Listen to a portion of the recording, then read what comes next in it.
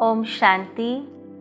आज परमात्मा के मधुर महावाक्य है कि मीठे बच्चे, बाप से ऑनेस्ट रहो, अपना सच्चा सच्चा चार्ट रखो, किसी को भी दुख न दो। एक बाप की श्रेष्ठ मत पर चलते रहो। यह पुरुषार्थ परमात्मा कहते हैं कि हम बच्चों को करना है, जिससे आत्मा सतोप्रधान हो जाएगी। जब हम परमात्मा को अपना सच्चा सच्चा चार्ट देते हैं, तो उस चार्ट के लिए परमात्मा हमें करेक्शंस भी देते हैं। जैसे किसी सर्जन को आप अपनी सच्चाई नहीं बताओ तो उसे कैसे पता चलेगा कि दवाई कौन सी देनी है या रोग क्या है। उसी प्रकार परमात्मा सुप्रीम सर्जन है, जो हमारी आत्मा को निरोगी बनाते हैं, न केवल एक जन्म के लिए परंतु 21 जन्मों के लिए। और उसके लिए हमें अपना सच्चा सच्चा चार्ट देना होगा। सच्चा सच्चा चार्ट देना अर्थात अगर किसी के प्रति बुरे संकल्प चलते हैं, कहाँ किसी के प्रति घृणा भाव है, कहाँ ऐसा लगता है कि यह मेरी कमज़ोरी है जिससे मुझे स्वयं को निकालना है, वह सारी बातें हमें परमात्मा को सुनानी है। साथ साथ हमें ये भी स्मृति रहे कि हम परमात्मा के बच्चे हैं, हम किसी को दुख नहीं दे सकते हैं। यह पुरुषार्थ आत्मा को सतोप्रधान बनाने के लिए है। दूसरी पॉइंट में परमात्मा ने प्रश्न पूछा कि जो बच्चे पूरे 84 जन्म लेते हैं, उनका पुरुषार्थ क्या होगा। तो परमात्मा ने समझाया कि उनका विशेष पुरुषार्थ नर से श्री नारायण बनने का होगा। अपनी कर्म इंद्रियों पर उनका पूरा कंट्रोल होगा। उनकी आंखें कभी क्रिमिनल नहीं होगी। यहाँ तक परमात्मा ने समझाया कि अगर अभी तक आंखें क्रिमिनल होती है, अर्थात किसी को देखकर हमें गुस्सा आता है, किसी को देखकर बुरे संकल्प आते हैं, तो परमात्मा कहते हैं कि हमें समझना चाहिए कि हम पूरे 84 जन्म नहीं लेने वाले हैं, क्योंकि जो पूरे 84 जन्म लेने वाले हैं वह आत्माएं संपूर्ण सतोप्रधान होंगी। उनकी अपनी कर्म इंद्रियों पर संपूर्ण राज्य होगा। ऐसा नहीं कि कर्म इंद्रियां अपनी मनमानी चलाए और राजा का ऑर्डर सुने ही नहीं, परंतु राजा जो भी ऑर्डर करे वह कर्म इंद्रियां उसी क्षण उसी अनुसार कार्य करे। ये है राजा की क्वालिटी। और इसलिए परमात्मा कहते हैं कि वर्तमान समय अपने जीवन को देखते हुए हम खुद ही तय कर सकते हैं कि हम राजा बनेंगे या दास दासी बनेंगे। अगर हम आज कर्म इंद्रियों के दास हैं, तो निश्चित है कि दास दासी बनना पड़ेगा। अगर हम वर्तमान अपने कर्म इंद्रियों पर राज करते हैं, अपने मन, बुद्धि और संस्कार पर राज करते हैं, तो हम अवश्य विश्व महाराजन बन सकते हैं। तो उनका सदैव अटेंशन अपनी कर्म इंद्रियों पर होगा। तीसरी पॉइंट में परमात्मा ने बहुत सुंदर हमें पुरुषार्थ समझाया कि हमें स्वयं का बोझ हल्का करने के लिए जो भी विकर्म हमसे हुए हैं, जो हमें ध्यान में है, इस जन्म के हैं, वह हमें परमात्मा को लिख कर देना है। परमात्मा को लिख कर देना अर्थात लिखकर परमात्मा के समक्ष रखना और योग करना, परमात्मा को समर्पित करना। बुद्धि से सारी बातें वो डिलीट हो जाएंगी और फिर वो चीज़ें, वो खत हम फाड़ देंगे या उसको जला देंगे। तो ये लिखना हमें हल्का बना देगा, क्योंकि हम जब लिखते हैं तो मन की सारी बातें बाहर निकल जाती है। और फिर ध्यान रखना है कि हम सुख करता पिता की संतान, हमें सर्व को सुख देना है, दुख नहीं देना है और सपूत बनने का सबूत देना है। जो परमात्मा के सपूत बच्चे हैं वह सबको सुख देने वाले होंगे। और अपनी दृष्टि को भी हमें अटेंशन में रखना है। आंखें धोखा न दे, उसकी संभाल करनी है। और बहुत अच्छे मैनर्स हमें अपने बनाने हैं, क्योंकि जब देव पद प्राप्त करने वाले हैं तो मैनर्स तो कितने अच्छे चाहिए। हर एक से विनय से बोलना, शांति पूर्वक बोलना, मधुर बोलना, तो ये अच्छे मैनर्स हमें धारण करने हैं। और काम और क्रोध के वश होकर कोई भी विकर्म नहीं करना है। हम यहाँ आए हैं अपने पापों से मुक्त होने, आत्मा को श्रेष्ठ कर्म कराने। तो हम विकर्म न करें, इसका ध्यान रखना है। चौथी पॉइंट में परमात्मा ने वरदान दिया। परमात्मा ने कहा कि बीती को चिंतन में न लाकर फुल स्टॉप लगाने वाले तीव्र पुरुषार्थी भवा। परमात्मा ने समझाया कि अभी तक जो कुछ हुआ उसे फुल स्टॉप लगाना है, अर्थात उसको बिंदु लगाकर भूल जाना है। बीती का चिंतन नहीं करना है, यही तीव्र पुरुषार्थ है। यदि कोई बीती का चिंतन करता है तो समय, शक्ति, संकल्प सब वेस्ट हो जाते हैं। और अभी वेस्ट करने का समय नहीं है। यह पुरुषोत्तम कल्याणकारी संगम युग इतना अमूल्य युग है, सारे कल्प में भाग्य बनाने का युग है। इस समय पर एक घड़ी भी बहुत मूल्यवान है। तो एक घड़ी वेस्ट नहीं हुई, परंतु एक वर्ष वेस्ट हुआ। तो हमें यह अटेंशन रखना है कि हमें इस संगम युग पर समय को नष्ट नहीं करना है, वेस्ट संकल्प नहीं चलाने हैं। यह समय के महत्व को जानते हुए अभी बीती को फुल स्टॉप लगाना है। फुल स्टॉप लगाना अर्थात सर्व खजानों से फुल बनना, अर्थात संपन्न बनना। पांचवी पॉइंट में परमात्मा ने समझाया कि जब हर संकल्प श्रेष्ठ होगा तब स्वयं का और विश्व का कल्याण होगा। श्रेष्ठ संकल्पों से तो कल्याण होता है।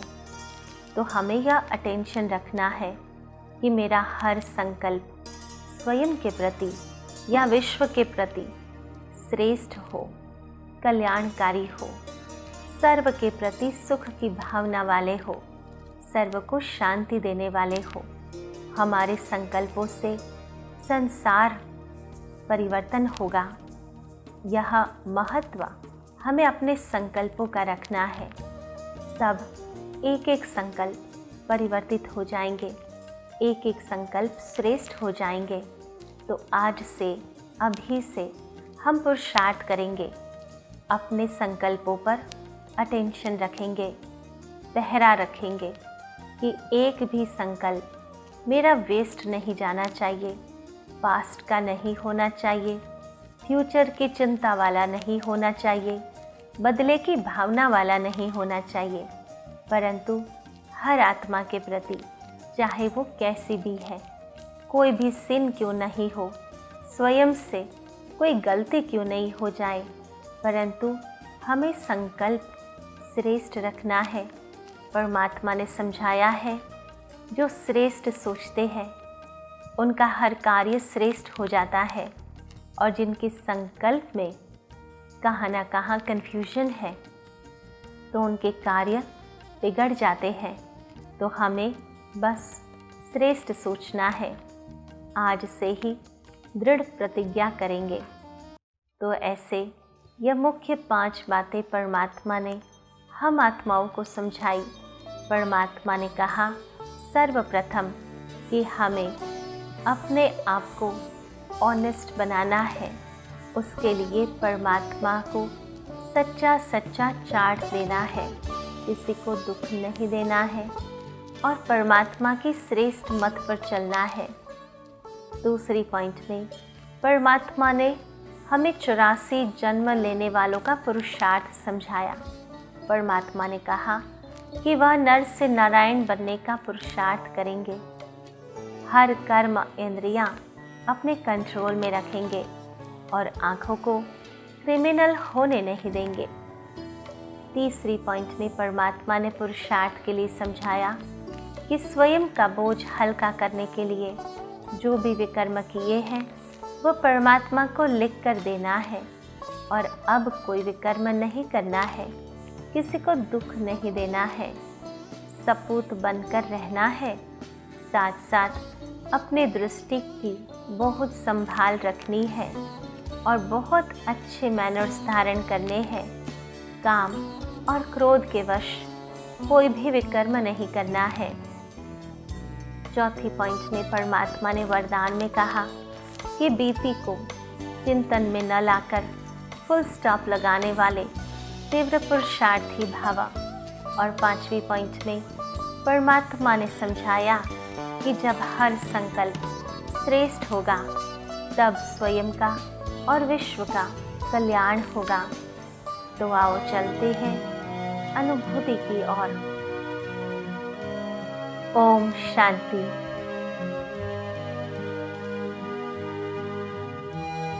मस्तिष्क के मध्य में स्वयं को आत्मा प्रकाश का पुंज देखने का प्रयास करो।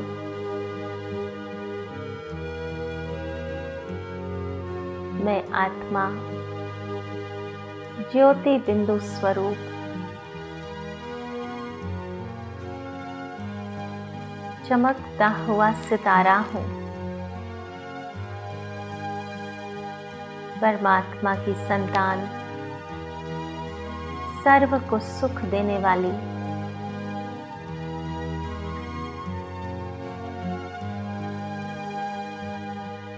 परमात्मा पिता से मेरा संबंध सच्चाई के आधार पर है।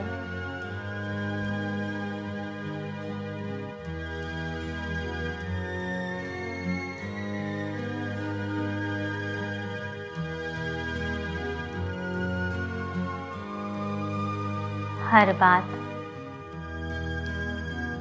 परमात्मा को सच्चाई पूर्वक मैं आत्मा सुनाती हूँ।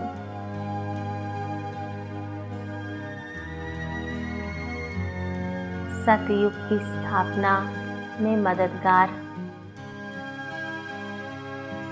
सचखंड की मालिक बनने वाली मैं आत्मा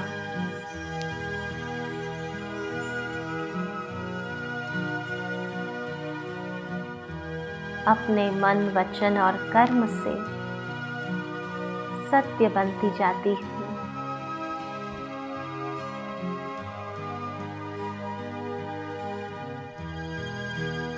मैं आत्मा राजा अपने मन, बुद्धि और संस्कार, अपने कर्म इंद्रियों को श्रीमत के अनुसार चलाने वाली हूँ।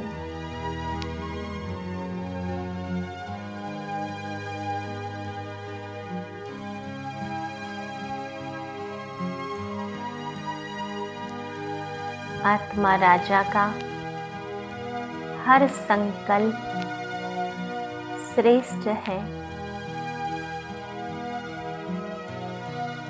हर बोल और कर्म भी श्रेष्ठ है, जिससे समस्त संसार का कल्याण होता है।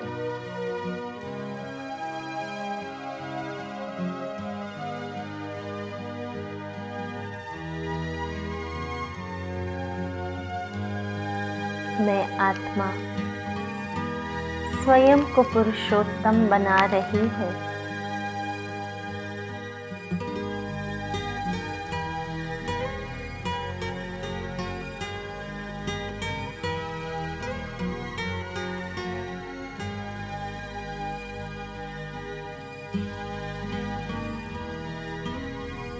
हर बात को बिंदु लगाकर बिंदु स्वरूप में स्थित होकर परमात्मा बिंदु को याद करती हूँ।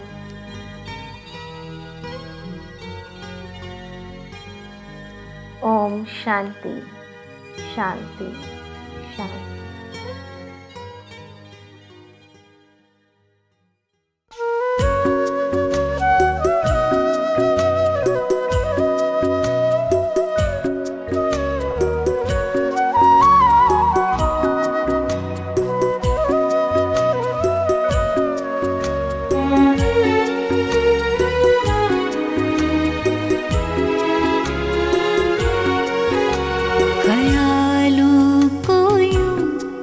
खूबसूरत करो, ख्यालों को यूं खूबसूरत करो। दिल खुदाई मोहब्बत से भर जाएगा। ख्वाबों को तुम खुशनुमा पाओगे। खुशनुमा पाओगे। आसमां से जन्नत उतर आएगा।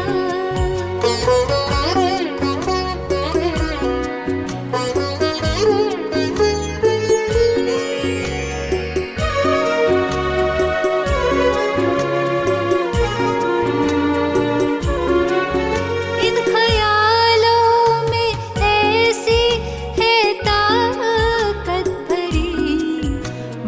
पत्थर को कर दे वो कारीगरी। ये बना दे फरिश्ता, ये हूर और परी। क्या गजब की है इनकी भी जादूगरी। इनसे सारे ज़माने की खिदमत करो। इनसे सारे ज़माने की खिदमत करो।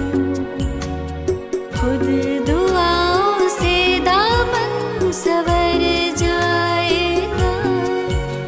ख्यालों को यूं खूबसूरत करो।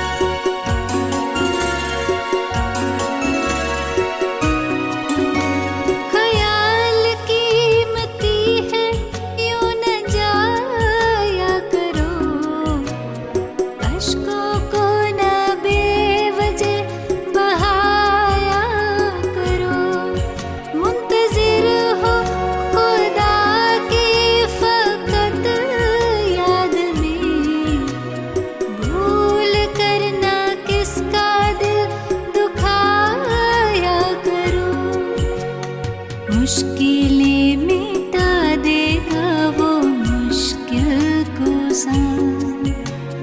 मुश्किलें मिटा देगा वो मुश्किल को सान।